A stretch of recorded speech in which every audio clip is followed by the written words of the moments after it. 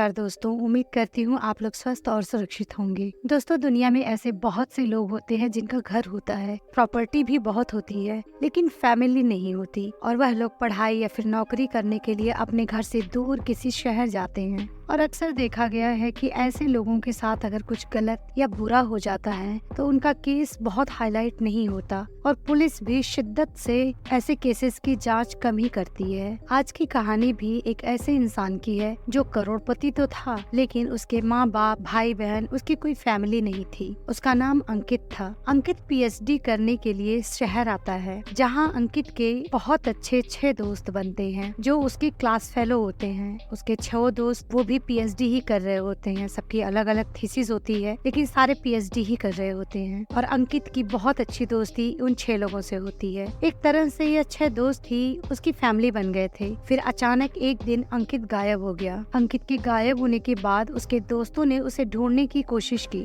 लेकिन अंकित का कहीं पता नहीं चल पा रहा था। दोस्तों, यह कहानी हमें सीख भी देती है कि जिसका कोई नहीं होता, उसके अगर अच्छे दोस्त हों तो परिवार की कमी कभी महसूस नहीं होती। तो इस कहानी को पूरा जानने के लिए वीडियो में आखिर तक बने रहिए। और अगर आपको यह कहानी और वीडियो पसंद आए तो लाइक और शेयर जरूर करें। और अगर आप चैनल पर नए हैं तो क्राइम डाइजेस्ट चैनल को सब्सक्राइब करके बेल बटन को जरूर प्रेस कर लें। दोस्तों, यह कहानी दिल्ली के करीब यूपी के बागपत की है। बागपत में एक परिवार रहता है जो बहुत ही खुशहाल था। इस परिवार में माँ बाप, उनका इकलौता बेटा अंकित था। अंकित के माँ बाप काफी संपन्न थे। उनके पास पैसे की कोई कमी नहीं थी। अंकित को पढ़ने का बहुत शौक था। वह लखनऊ यूनिवर्सिटी के भीमराव अंबेडकर कॉलेज से पीएचडी कर रहा था। इसी बीच एक कार एक्सीडेंट में अंकित के माता पिता की डेथ हो जाती है। माँ बाप के अलावा अंकित का कोई भाई बहन नहीं था। अंकित का कोई नहीं था। कुछ दूर के रिश्तेदार थे जिनसे बहुत ज्यादा मिलना जुलना नहीं था। दूर के रिश्तेदार दूर ही थे। जब माँ बाप की डेथ हो गई तो अंकित अकेले बागपत में रहने के बजाय गाजियाबाद में रहने लगा, क्योंकि बागपत में रहने पर उसे बहुत अकेलापन महसूस होता और वह अपने माँ बाप को बहुत याद करता। वह गाजियाबाद में एक फ्लैट रेंट पर लेता है और वहाँ शिफ्ट हो जाता है। भीमराव अंबेडकर कॉलेज में अंकित के कुछ दोस्त थे जिनसे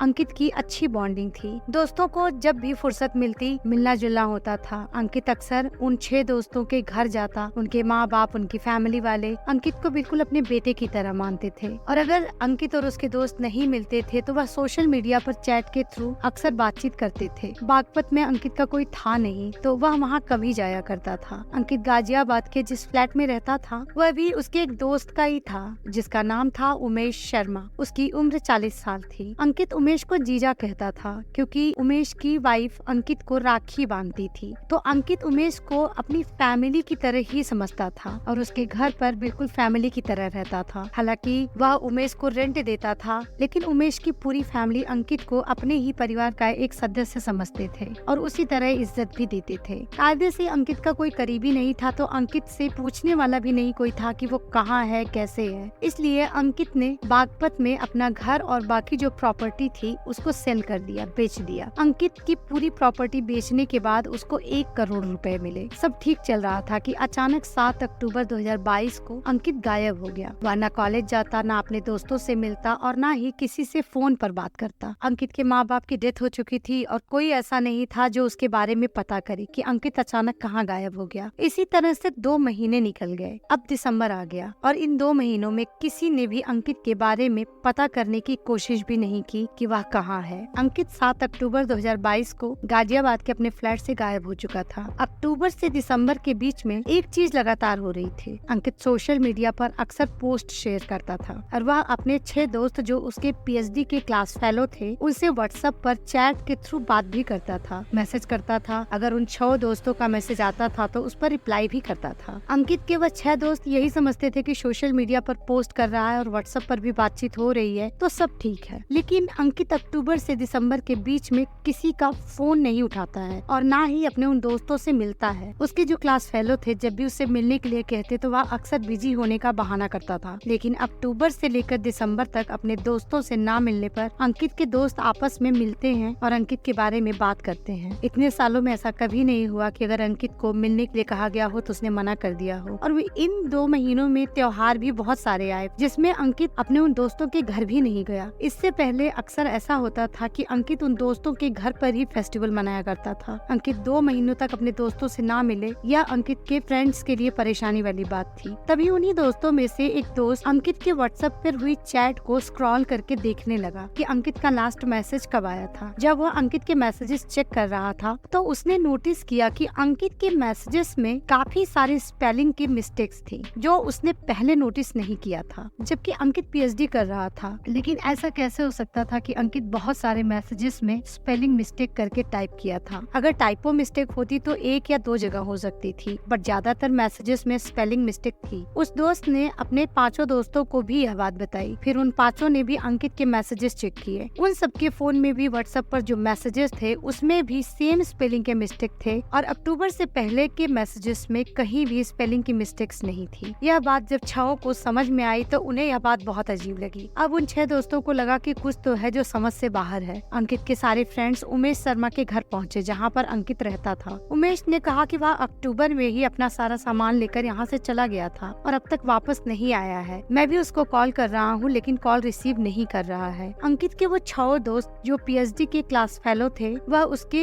होम टाउन बागपत पहुँचे और अंकित के घर पर पहुँचने के बाद वहाँ के आस पड़ोस के लोगों से पूछा कि क्या अंकित अभी जल्दी में इधर आया था। तो लोगों ने बताया कि वह तो अपना घर और सारी प्रॉपर्टी बेचकर 3 महीने पहले यहाँ से चला गया है। अब अंकित के दोस्तों को शक हुआ कि अंकित के साथ कुछ हो तो नहीं गया। दोस्तों को यह लगा कि कहीं ऐसा तो नहीं है कि कोई अंकित को जानबूझकर जिंदा दिखाने की कोशिश कर रहा हो जबकि अंकित के साथ कुछ गलत हो चुका हो। सारे दोस्त वापस गाजियाबाद आए और पुलिस स्टेशन में कंप्लेन लिखवाते हैं। अंकित के दोस्तों ने अंकित के सारे मैसेजेस और रॉन्ग स्पेलिंग से लेकर अंकित की बेची हुई प्रॉपर्टी के बारे में भी पुलिस को बताया। अब पुलिस को भी थोड़ा अजीब लगा। जब बात पैसे की आई तो पुलिस को लगा कि कहीं कुछ गड़बड़ न हो। पुलिस ने रिपोर्ट दर्ज की और तफ्तीश शुरू की। पुलिस ने अंकित के बैंक डिटेल्स को सबसे पहले खंगालने का फैसला किया और पता चला कि अंकित के अकाउंट से अक्टूबर से लेकर दिसंबर के बीच में जब रिपोर्ट लिखवाई गई है उसके पहले तक कई जगह से उसके एटीएम से पैसे विड्रॉ किए गए हैं। जैसे रुड़की,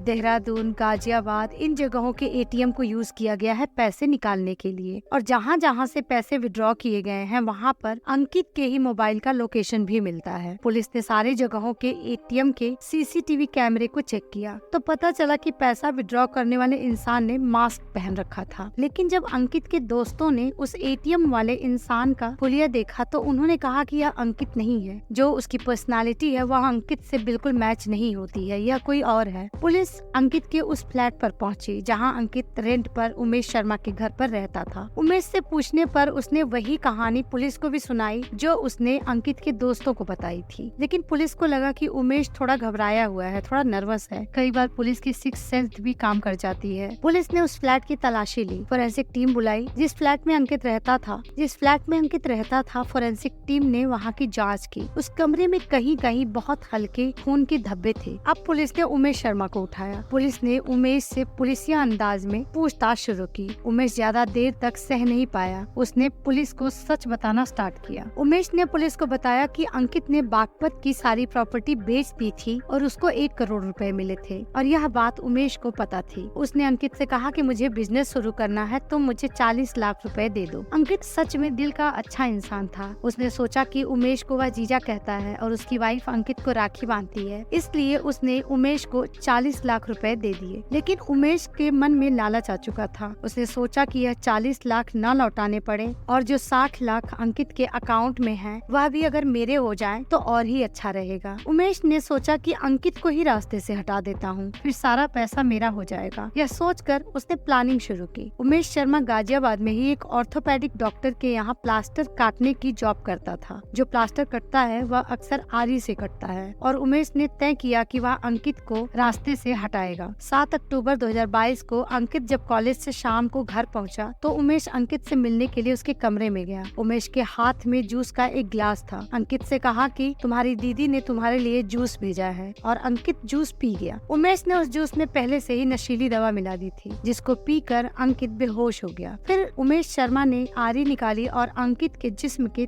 3 टुकड़े किए और उन टुकड़ों को ऐसे ही उस कमरे में छोड़कर वह वहां से चला गया। नेक्स्ट डे 8 अक्टूबर 2022 को उमेश फिर से पॉलीथीन पॉलीथीन लेकर अंकित के कमरे में पहुंचा और उन टुकड़ों को अलग अलग करके फेंकने के लिए अलग अलग पॉलीथीन में रख लिया। पहला टुकड़ा उसने गंग नहर, जो कि देहरादून जाने वाले रास्ते में पड़ता है, वहाँ पर उसने पहला टुकड़ा फेंका। आगे जाकर उसी नहर में उसने एक और टुकड़ा फेंक दिया और तीसरा टुकड़ा उसने पेरिफेरल एक्सप्रेसवे बना है जो बिल्कुल अपोजिट में है, गंग नहर के बिल्कुल अपोजिट में है। जब आप आगरा की तरफ से आते हैं वहाँ पर यह पेरिफेरल एक्सप्रेसवे पड़ता है। वहाँ पर उमेश शर्मा ने अंकित के जिस्म का तीसरा और आखिरी टुकड़ा फेंक दिया। यह सब करने के लिए उमेश ने अपने एक फ्रेंड की गाड़ी ली थी। अंकित की लाश के टुकड़ों को ठिकाने लगाकर वह वापस लौट आया। उसे पता था कि अगर अंकित को वह मार देगा तो उसे कोई पूछने वाला नहीं है। बस उमेश को यह पता नहीं था कि अंकित के 6 बहुत अच्छे दोस्त हैं जो उसके परिवार से भी बढ़कर थे। उमेश को एटीएम का पिन नंबर भी पता था, क्योंकि कई बार अंकित बिजी होता तो उमेश को एटीएम कार्ड दे देता और उमेश शर्मा अक्सर उसके अकाउंट से पैसे निकालता था। अब उमेश के पास अंकित का एटीएम और फोन दोनों था। उमेश शर्मा पर डे के हिसाब से अंकित के अकाउंट से या फिर एटीएम से 40,000 रुपए निकालता था, लेकिन वह जानता था कि अगर केस खुला तो उस पर शक होगा, इसलिए उसने अपने एक दोस्त को इस जुर्म में शामिल कर लिया। उसने अपने दोस्त से कहा कि अगर तुझे पैसे चाहिए तो मैं तुझे पैसे दूंगा, लेकिन तुझे यह एटीएम लेकर अलग अलग सिटी में जाना है, अलग अलग शहर में जाना है और वहाँ से पैसे निकालने हैं। और जब तुम पैसे निकालो तभी इस फोन को उस एटीएम में ऑन कर देना और उसके बाद फोन बंद कर देना। और इस तरह से उमेश का दोस्त कभी देहरादून तो कभी आगरा तो कभी रुड़की ऐसी जगहों से पैसे निकालता था और वहीं पर फोन ऑन करता था और फिर अंकित का फोन वह बंद कर देता था। उमेश को यह पता नहीं था कि अंकित के 6 ऐसे दोस्त हैं जो उसके बारे में उसके हाल खबर भी रखते थे और उन्हीं दोस्तों की वजह से यह केस खुला और सारी सच्चाई बाहर आई। मर्डर वेपन जिस आरी से अंकित का कत्ल किया गया था उसे पुलिस ने उमेश की बताई हुई जगह से बरामद की। केस अदालत में पहुंचा और केस अभी भी चल रहा है। उमेश अभी भी जेल में है और अपनी सजा काट रहा है। दोस्तों, किसी पर भरोसा करना एक अलग बात है, लेकिन हद से ज्यादा